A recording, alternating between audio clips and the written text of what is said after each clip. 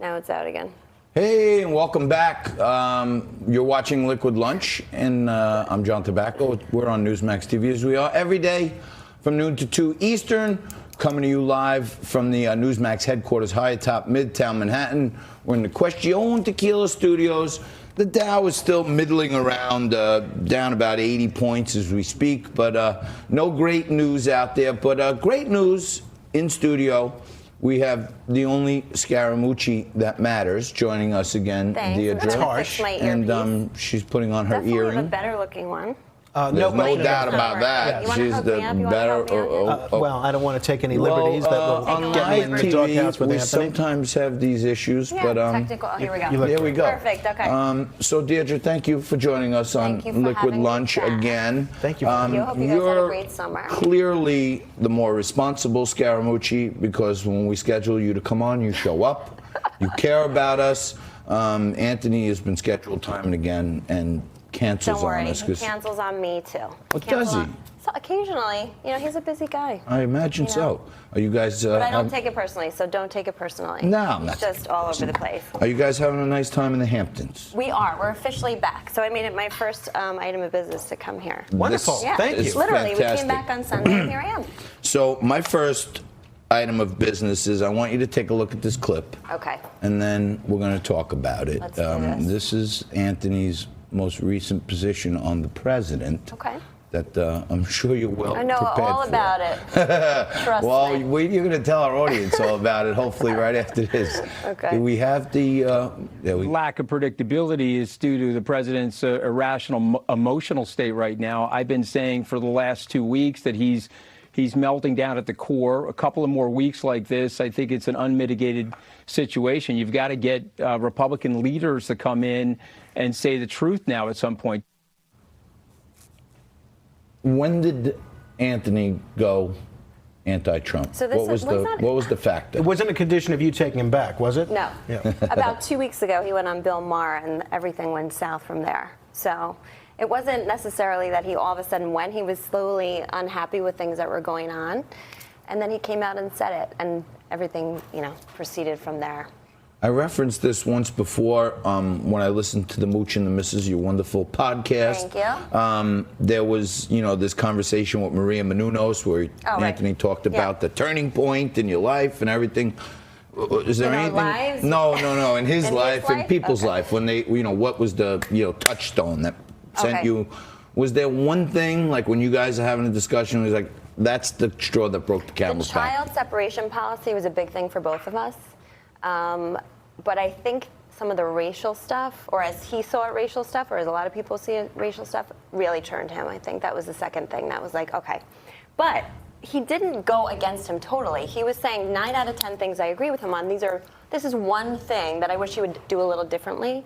And it was like he said, I don't know what, it was like an apocalyptic meltdown after that. There's no doubt. So you cannot say one small thing. Every scintilla of your speech has to be quite in line with the president, or else he is done with you, because Anthony gave him a lot of time. We gave him a lot of money, and he did help him get elected. I truly believe that. And he made a lot of sacrifices. Oh, no question. And if you're not allowed to speak your mind, then what kind of situation are we in? I think that's Anthony's main issue right now. It's like a demagogue. You can't say anything, or else you're done. I completely agree with you that whenever anybody disagrees with this president or any president, everybody should, be free to say so. Right. My question is, a lot of Anthony's criticism of late, of the last 2 weeks, post Bill Maher, seems to have to do with the president's temperament and the president's attitude. And I thought the president's tweets attacking you and your husband were way out of line. Amazing. And that's not something that anybody, let alone a president, should I love be it. doing. At least you can laugh about it. I mean, I wish you'd attack me like that. It'd be great for publicity.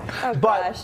But the one question I have is, it's not as if Donald Trump was speaking publicly in a sane and sober manner about everything and then all of a sudden snapped. I mean, he has had a pretty consistent record in politics of making comments about Mexicans and rapists, about the Muslim ban, about saying there's my African American. It was not as if he was this uber PC guy who all of a sudden morphed. So I'm wondering, is Anthony just upset that the president was upset with him? No.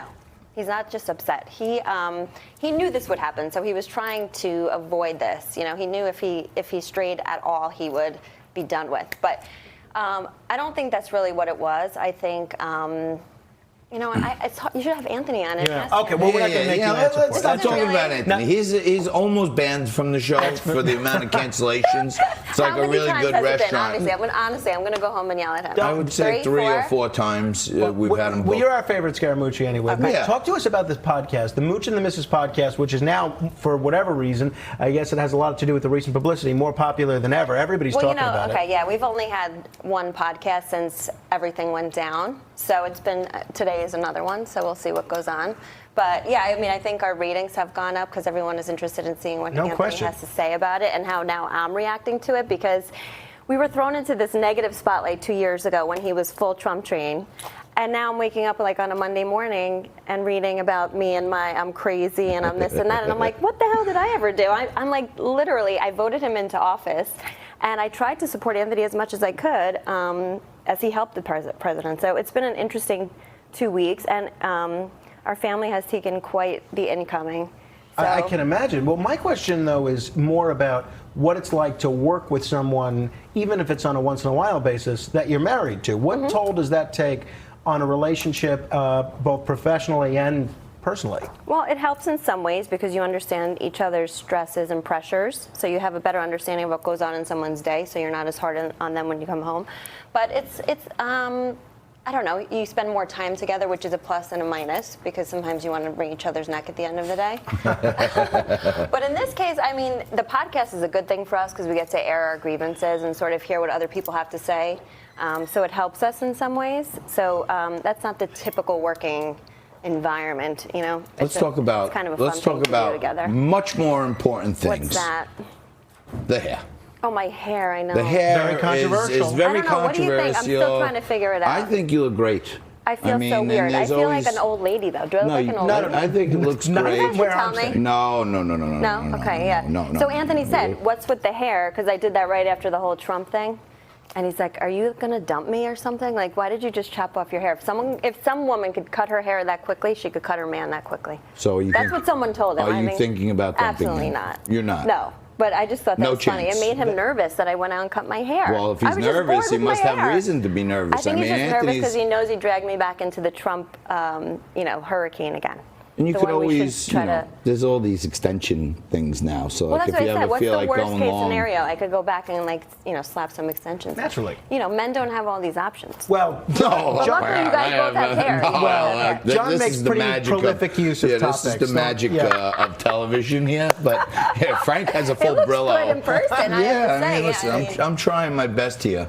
We went to Judge Janine's book party last night. I love her. And she looks wonderful. She's so. I hope I look like Janine when I'm approaching her age. I think almost every woman would She's hope got for a lot that. of vim and vigor too. She has a lot of great men would like to look like her. I know she's got a great personality, and she looks great because she's happy. You're not the run-of-the-mill liberal, but no, you do have. Really I know, but you do have some socially liberal views, and you mostly social. in support of your husband, Trump. But in your view, what are women thinking now about Trump? I think it's hard to vote for him as a woman. Because we're so busy teaching our kids, I said this to you guys before, about what not to say, what not to do, don't be mean, don't tell lies, all of these very simple things, and he does it every day. So now I just say to my kids, like, see that? Don't do that. So now I'm using him as the opposite, like an example of what not to be or who not to be. I know that sounds terrible. Do you have a favorite candidate on the other side of this point? No, that's the thing. I don't find anybody really that compelling, and I don't know what's going to happen. I know it's really early, but Joe Biden, to me, it doesn't feel like his heart is in it. I feel like he's half step in it or something. I don't know. You know what I mean? And that's not negative. I'm not trying to bash him, but he just feels like he's got one foot out the door. One of the things that I would tell my children, hopefully you would too, is if you're running for president and you're in New Hampshire. Yeah, get the state right. Don't say you're in Vermont. I know. You know what I mean? Maybe so he's tired. that makes him less inspiring. I think he's tired, and I think it's showing, and it's early, so that's not a good sign. We want to ask you about all these musicians getting political at the VMAs last night. Can you stick around a couple of minutes after the break? Yeah. Great, terrific. All right, we're going to take a quick break. Just 2 minutes. Stay right there. We need you to watch these commercials. The sponsor's going to leave, and then me and Frankie are going to get thrown off, and we can't have Deidre on anymore. It's going to be terrible for everyone. Stay right there. We're going to take a quick break. E. O'Brien Murray is also going to join us after this. You're watching Liquid Lunch. Back after this.